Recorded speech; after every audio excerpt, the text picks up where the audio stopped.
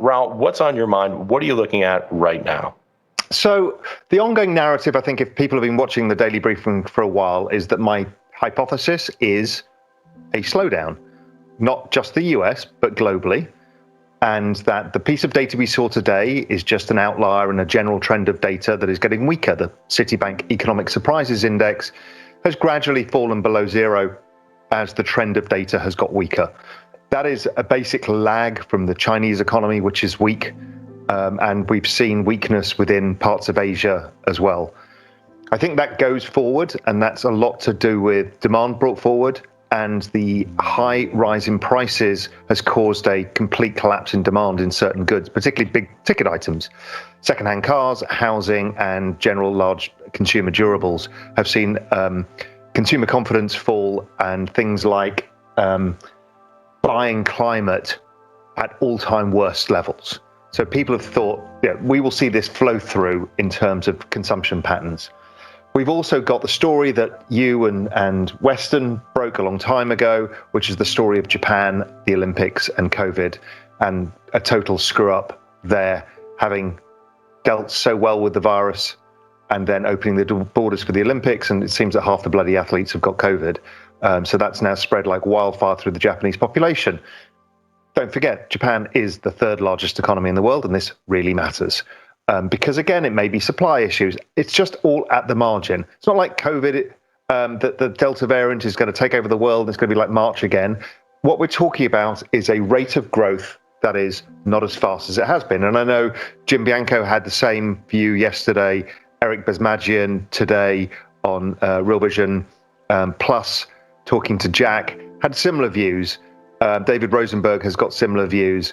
And all of us believe that the economy, ex-stimulus, after the sugar rush, tends after recessions to be weaker for a period of time, and generally that leads to more stimulus.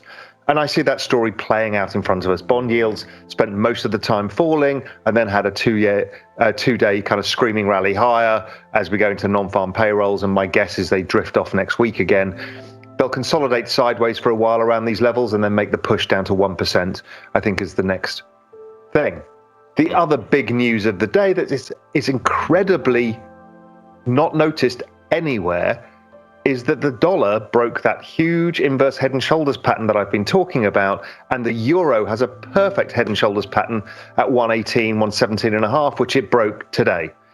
And it had touched the trend line before, bounced, and then broke below it now, or just to it now. That would suggest that the euro could go to 110, and we've got a hell of a strong dollar rally to come, which is commensurate with a risk-off phase. So it's something I've been looking at, writing about in Global Macro Investors and in Real Vision Pro, is that we should be long bonds, long dollars, because this kind of environment will see that happen. Also, the other thing I've been looking for is growth stocks to start outperforming, and that's been going on too. So the markets are confirming my narrative. Let's see if that continues, but that is really, really what, in the macro world, I've been focused on. Yeah, you're a dollar up to 122 in May, now down below 118. That's a big move. It is, and I think it's going to go much faster. I think the dollar is going to go a lot higher suddenly. What's going to be the catalyst? I don't know. China is not good right now, and also what's going on geopolitically with China and within China are not comfortable for markets. There could be capital flows from there. Japan also, dollar yen's a notoriously difficult beast to trade and has been trading sideways. But if Japan has to come in and stimulate because they've had to shut down their economy again, well, there's a chance that dollar yen moves out of the range that it's been in for a while, and maybe moves up towards the kind of 120, 130, and starts going higher. I don't know, but that's always been a risk for me. So macro is back in play right now. The inflation trade has faded away. There are some structural trades in oil and stuff like that remain relatively strong. And I think Tony and Tracy today on the platform on Real Vision Essential on Oil Week talked about how bullish the oil market is. And I think that's probably true. But oil isn't the only inflation, and it only has to stop going up for inflation numbers to fall. And I know the other narrative that is important is I do understand that most of these prices will never come down again. They just year-on-year rate of change of inflation drops lower when the price gains always seem to stick, except in wages. So let's wait and see. But there's a lot going on. Right, the market can't crash. I keep saying this to Julian. He's like, "Oh, inflation." I'm like, "Okay, so what? What happens in market terms?"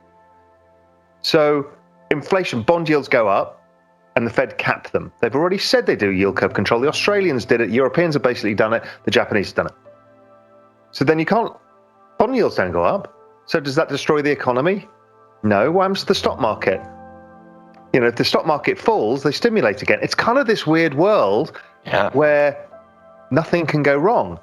What does go wrong is the value of your dollar, without you knowing it, is going down. Right. And an asset so the value of houses has just gone up 25%, like in a straight line.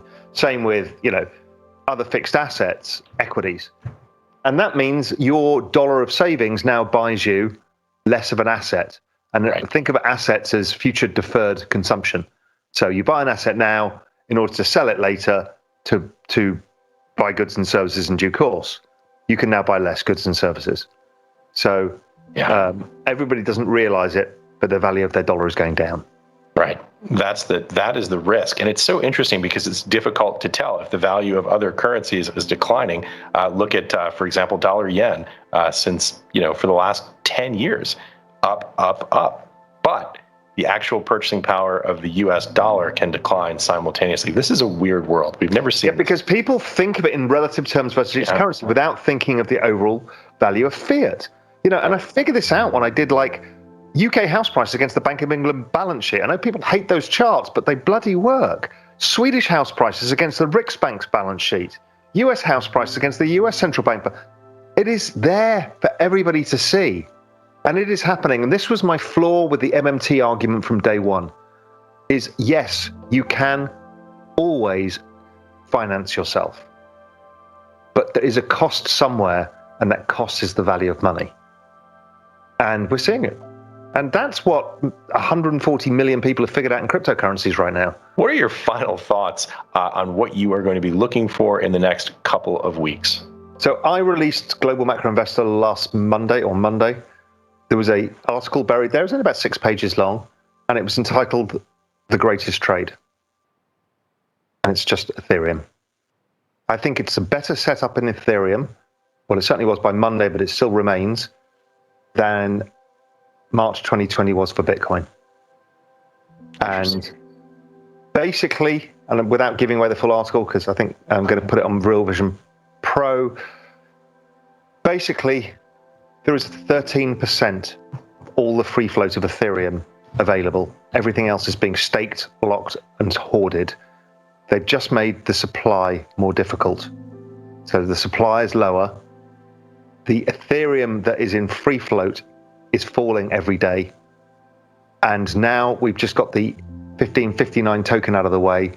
Most people are going to start staking the ETH that they hold. And there is no ETH available. And demand is going exponential. Exponential demand meets fixed supply equals exponential price rise. One of the best setups I've ever seen. Talking of the crypto world, news crossing the wire within the last hour here today, that Brian Brooks, U.S. CEO of Binance, has just resigned after only 4 months on the job. If there's one thing about crypto we can be sure of, Raoul, it's that there is always news flow to be had. Yeah, and there's always a scare story somewhere down the track. I was flicking through the FT app today, and Katie Martin's article, and it's just dripping with cynicism at every level about Bitcoin. You see that everywhere, or about crypto in general, and there's always something going on. This space came out of the Wild West. It's not the Wild West now, but there's still a cleanup, and the sheriffs are in town, so God knows what's going to happen. And, stuff will get cleaned up, stuff will get regulated. It's all part of the journey. Step back, look at that adoption curve, 113% a year, fastest growing adoption of any technology in human history. That's all that matters. Raoul, final thoughts that you'd like to leave us with before we end for the day? No, just buy Ethereum. That's all I can tell you.